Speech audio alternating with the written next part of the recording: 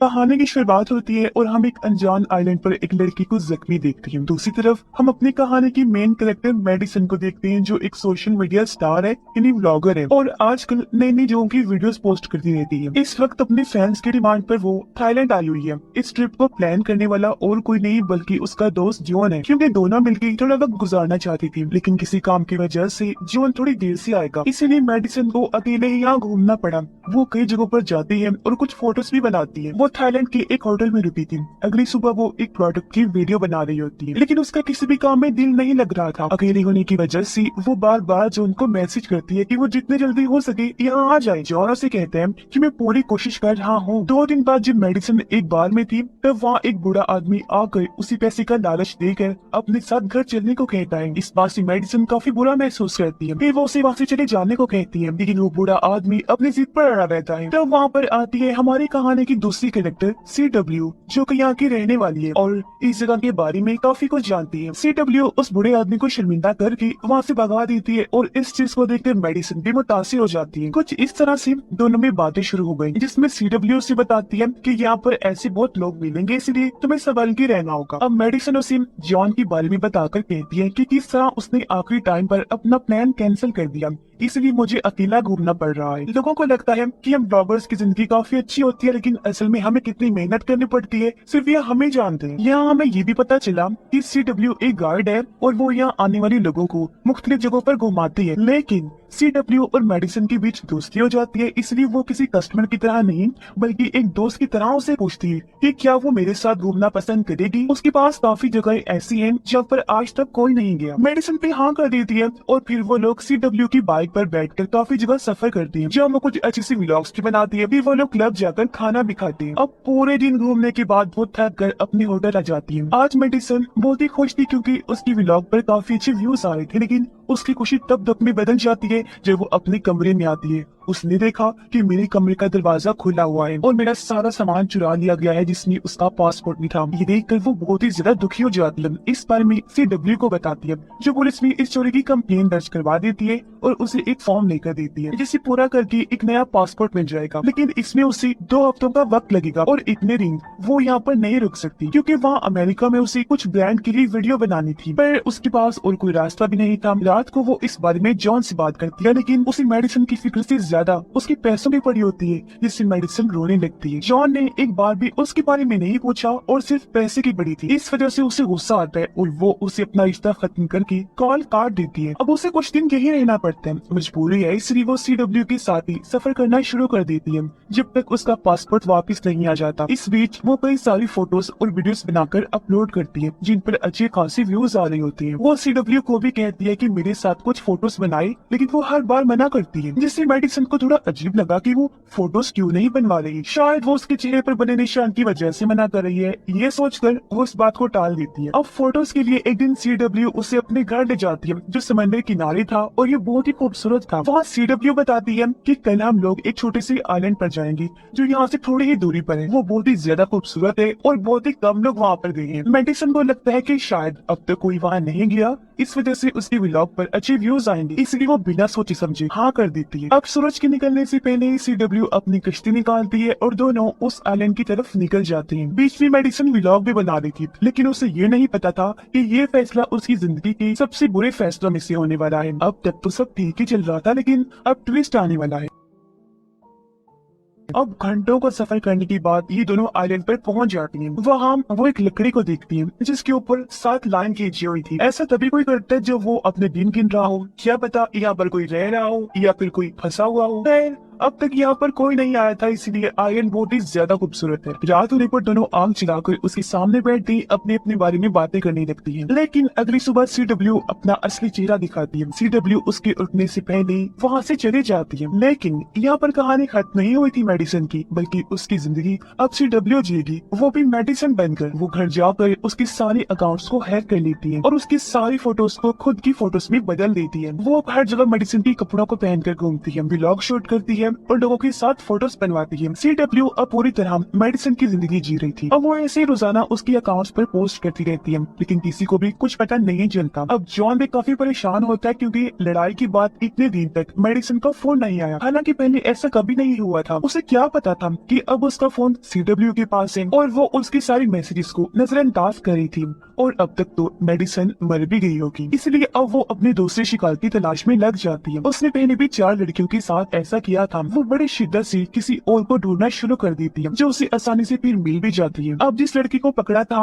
वो एक लॉयर थी। लॉयर लड़की थाईलैंड में अकेली आई थी और उसकी कहानी से CW को पता चलता है कि वो किस होटल में रुकी है। फिर CW उसी होटल में अपना रूम बुक करवा के उस पर नजर रखना शुरू कर देती है। CW लॉयर की जिंदगी में भी घुस गई और उसकी बैग से उसकी चाबियां चुरा लेती है। फिर उसने वही सब कुछ किया जो मेडिसन के साथ किया था, जिससे लॉयर लड़की भी मजबूर हो गई। एक दिन उसके साथ टाइम गुजारते हुए CW उसे एक बड़े घर में लेकर गई जो असल में मेडिसन का था, लेकिन CW ने उससे झूठ बोला था कि ये मेरा है। यहाँ पर CW का सामना जॉन से होता है क्योंकि घर की चाबियां उसके पास भी थी। जॉन मेडिसन को सरप्राइज देने आया था। CW ने उससे कहा कि मेडिसन ने मुझे बताया था कि उसने तुमसे रिश्ता तोड़ लिया है, जिस पर जॉन कहता है कि वो गुस्से में बोल रही थी, ऐसा कुछ नहीं हो सकता। अगले दिन जॉन ने मेडिसन के फोन पर कॉल की, जिसका जवाब CW ने दिया। मेडिसन की आवाज में जो चीज उसने AI की मदद से की थी, जो कुछ भी लिखा गया था वो मेडिसन की आवाज में बदल गया, जिसके मुताबिक जॉन को कहा गया कि अब उन दोनों के बीच सब कुछ खत्म हो चुका है और मैं इस घर से चली गई हूँ। लेकिन जॉन नहीं गया क्योंकि उसे यकीन था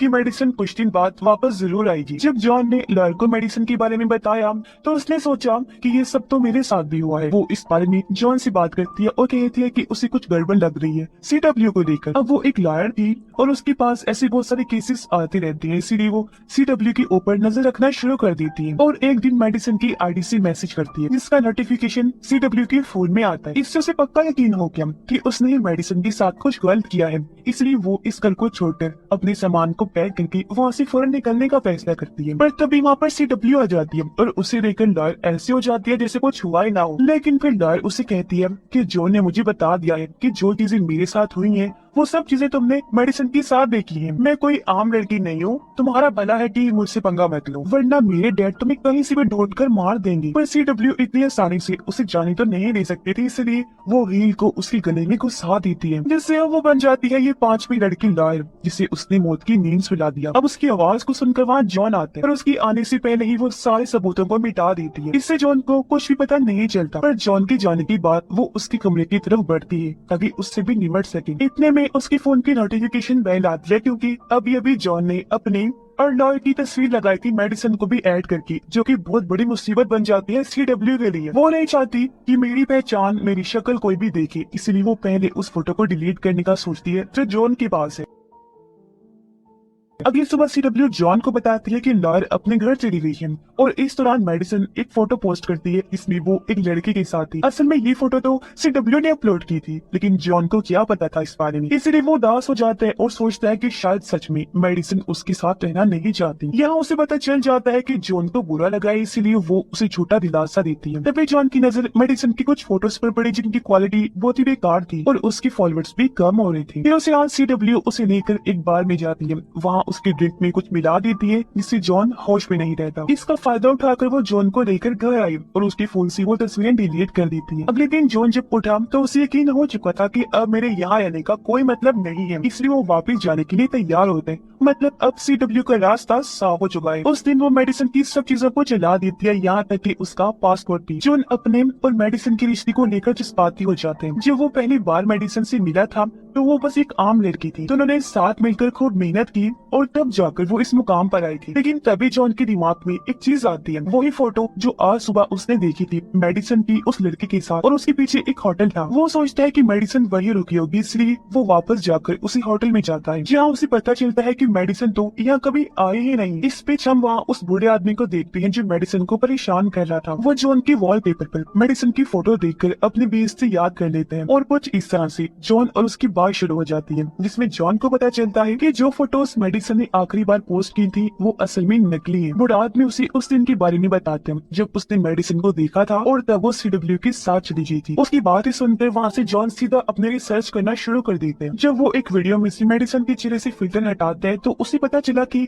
उसके पीछे कोई और नहीं बल्कि CW है। क्या था वो सीधा CW के पास उस घर में पहुंचा। CW का इंतजार करना शुरू कर देता है। जैसे वो आती है, जॉन उसके पीछे से वार करके बेहोश कर देते हैं, कुर्सी से बांध देते हैं। जब उसे होश आया तो वो सबसे पहले मेडिसन के बारे में पूछता है, लेकिन वो कुछ बताने को राजी नहीं थी। तब जॉन उसे पुलिस की धमकी देते हैं, पर यहाँ पर उल्टा वो उसी को इल्जाम देने लगती है कि पुलिस तुम्हें ही पकड़ लेगी क्योंकि आखिरी मैसेज मेडिसन ने तुम्हें ही भेजा था। पर जॉन उसे फिर भी कश्ती के पास ले गया, कहता है कि मुझे मेडिसन के पास ले चलो। CW हाँ कर देती है, लेकिन ये उसकी एक चाल थी। जैसे वो बीचों बीच आई, वो जॉन को पानी में धक्का देकर फेंक देती है, जहाँ उसका दम घोटकर बहुत ही बेरहमी से जॉन को मार भी देती है। मतलब ये लड़की असल में एक सीरियल किलर है। और वो फिर घर आकर मेडिसन के अकाउंट से पोस्ट करती है कि मेरे दोस्त जॉन ने मुझे मारा और मेरे सारे पैसे लेकर भाग गया, ताकि सबको ये लगे कि जॉन भाग गया है, न कि उसकी मौत हुई। फिर वो उस अंगूठी को भी पहन लेती है जो जॉन मेडिसन की नहीं देख रहा था। अब अगले दिन वो देखती है कि मेडिसन के फॉलोअर्स उसे सपोर्ट भी कर रही हैं, पर अभी ये कहानी खत्म नहीं हुई है, उसका आखिरी काम अभी बचा है। कुछ दिन बाद वो आइलैंड पर जाती है, वहाँ पर पड़े हुए सबूतों को मिटाने के लिए, लेकिन वहाँ पर हम आग को जलते हुए देखते हैं, जिसके ऊपर एक मछली पक रही थी। पास में एक टेंट भी है, शायद अभी मेडिसन जिंदा है। अब जैसे कि आपको और मुझे हैरत हुई, इससे भी ज्यादा CW को शौक लगता है और वो मेडिसन को ढूंढने के लिए जंगल के अंदर जाती है। तभी अचानक से पीछे से मेडिसन आती है और उसके सर पर एक जोरदार हमला करती है और फिर बिना वक्त गवाए उसी कश्ती के पास आ जाती है, जिसमें उसे जॉन की लाश दिखती है। जॉन की लाश को देखकर उसे बहुत बुरा लगा, लेकिन उसे अपनी जान बचानी थी, इसलिए वो वहाँ से निकल जाती है। पर हम देखते हैं कि अभी CW मरी नहीं है। वो जब होश में आती है तो मेडिसन को जाते हुए देखकर हंसने लगती है। डरने की बजाय वो बस हंसी ही जा रही थी, जिससे साफ जाहिर है कि अगर यहाँ तक आने का रास्ता CW को पता है तो वो इतनी भी बेवकूफ नहीं है, उसने जाने का रास्ता भी पता किया होगा। और इसी सवाल के साथ ये कहानी यहीं पर खत्म हो जाती है।